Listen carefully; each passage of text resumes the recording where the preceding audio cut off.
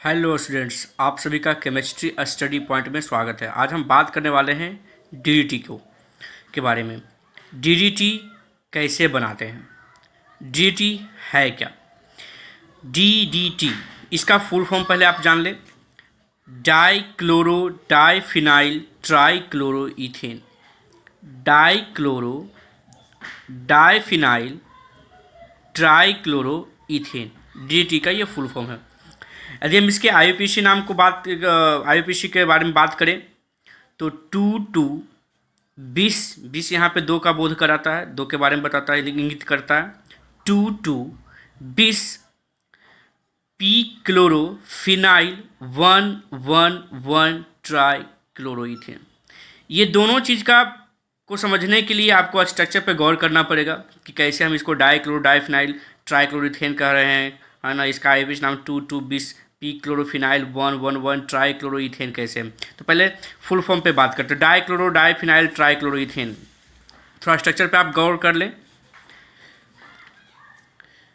Dichloro diphenyl ट्राइक्लोरोइथेन, यहाँ दो carbon, एक एक दो। डाइक्लोरो डाइफिनाइल ट्राइक्लोरो इथेन, दो कार्बन। यहाँ पे आईयूपीएसी नाम फिर से एक बार मैं आपको बता रहा हूँ। 2,2,20 पी क्लोरोफिनाइल 1,1,1 ट्राइक्लोरो इथेन। तो देखेंगे 2,2,20, जैसे यहाँ पे हो गया पहला कार्बन, ये हो गया दूसरा कार्बन। तो दूसरा कार्बन पर आप देखेंगे पी क्लोरोफिनाइल दो ठो है। दूसरा कार्बन पे पी क्लोरोफिनाइल दो ठो है, तो इसलिए 2,2,20, ये 20 यहाँ पे दो का बोध कराता है। 2,2,20 पी क्लोरोफिनाइल, अब पहला पे देखेंगे 1,1,1 तीन ठो है, तो 1,1,1 ट्राइक्लोरोइथेन। यहाँ पे फिर से मैं आपको फिर से यहाँ पे आईयूपीएसी नाम लिख देता हूँ, है ना, तो ताकि आप यहाँ पे आसानी से आप समझ सके। इसका आईयूपीएसी नाम 2,2,20 पी क्लोरोफिनाइल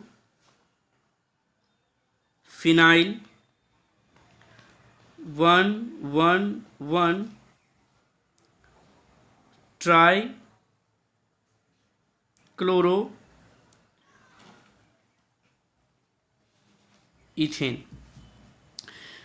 तो ये 2 और 2 कहाँ से, तो आप देखेंगे पहला नहीं दूसरा कार्बन पर फिनाइल जुड़ा हुआ है, और यहाँ पे जो फिनाइल जुड़ा हुआ है वो है पी क्लोरोफिनाइल।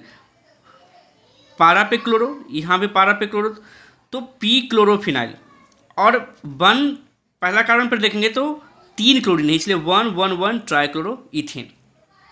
तो आप यहाँ पे दो चीज़ जाने, डीटी का फुल फॉर्म। तो डीटी का फुल फॉर्म होता है डाइक्लोरो डाइफिनाइल ट्राइक्लोरोइथेन। तो आईयूपीएसी नाम, सॉरी, ये हो गया आपका फुल फॉर्म डाइक्लोरो डाइफिनाइल ट्राइक्लोरोइथेन। और हम आईयूपीएसी नाम के बारे में जाने 2,2,20 पी क्लोरोफिनाइल 1,1,1 ट्राइक्लोरोइथेन। अब हम बात करते हैं इसे बनाते कैसे हैं। तो जब क्लोरोबेंजीन एवं क्लोरल के मिश्रण को सांद्र H2SO4 की उपस्थिति में गर्म करते हैं तो डीडीटी प्राप्त होता है। फिर से सुनेंगे। जब क्लोरोबेंजीन एवं क्लोरल के मिश्रण को, दो चीज़ों का मिश्रण रहेगा, क्लोरोबेंजीन एवं क्लोरल के मिश्रण को सांद्र H2SO4 की उपस्थिति में गर्म करते तो डीडीटी प्राप्त होता है। क्लोरोबेंजीन आप देख सकते हैं, यहाँ पे क्लोरोबेंजीन दो अणु रहेगा, ये क्लोरल है ना। इसको आप देखेंगे तो इसमें एल्डिहाइड ग्रुप है और 3 ठो क्लोरीन है, तो क्लोरल है। तो ये दोनों के मिश्रण को हम गर्म करेंगे, लेकिन सांद्र H2SO4 होना चाहिए। तो क्या होता है, तो क्लोरोबेंजीन के दोनों अणु से एक एक हाइड्रोजन निकल जाता है और दोनों हाइड्रोजन क्लोरल के एक ऑक्सीजन के साथ चला जाता है, H2O बाहर निकल जाता है यहाँ पे। अब देखिए गौर करेंगे यहाँ पे क्या बचा, CHCl3 था, वहाँ से ऑक्सीजन चला गया तो 2 बॉन्ड खाली हो गया। अब यहाँ पे एक क्लोरोबेंजीन और ये दूसरा क्लोरोबेंजीन आके यहाँ पे जुड़ जाता है, तो ये फाइनली बनाता है DDT। फिर से आप एक बार समझे, क्लोरल से एक ऑक्सीजन चला जाता है और क्लोरोबेंजीन के दोनों अणु से एक एक हाइड्रोजन चला जाता है। तो क्लोरल से जब ऑक्सीजन गया तो वहाँ पे 2 बॉन्ड खाली हो गया और यहाँ पे 2 क्लोरोबेंजीन आके जुड़ जाता है। तो CHCl3 से यानी कि क्लोरल से ऑक्सीजन गया, वहीं पे क्लोरोबेंजीन 2 अणु आके जुड़ जाता है, तो ये हो जाता है DDT। फिर से मैं आपको बता दूं DDT के बारे में। DDT का फुल फॉर्म होता है डाइक्लोरो डाइफिनाइल ट्राइक्लोरोइथेन।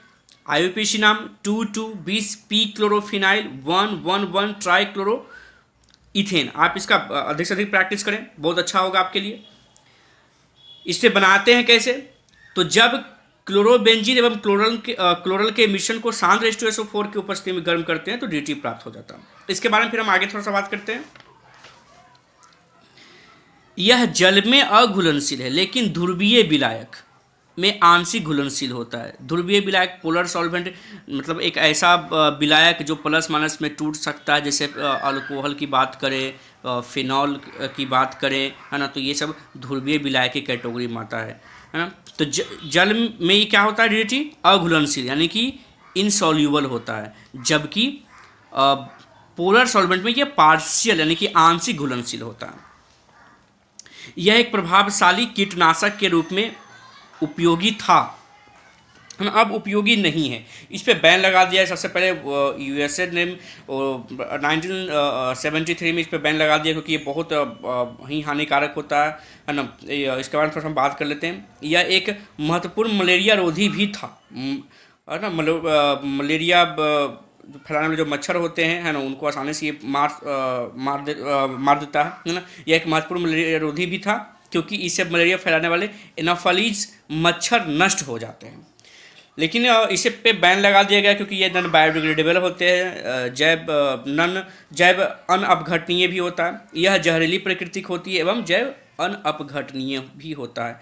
एक्चुअली होता था क्या चीज़ कि जब छिड़काव किया जाता था फसलों पे तो वो नॉन बायोडिग्रेडेबल होने के कारण वो वहाँ पे जमा ही रह जाते थे, और जब वो किसी भी जीव जंतु के शरीर में प्रवेश करता था तो तरह तरह की बीमारियां उत्पन्न कर देता था।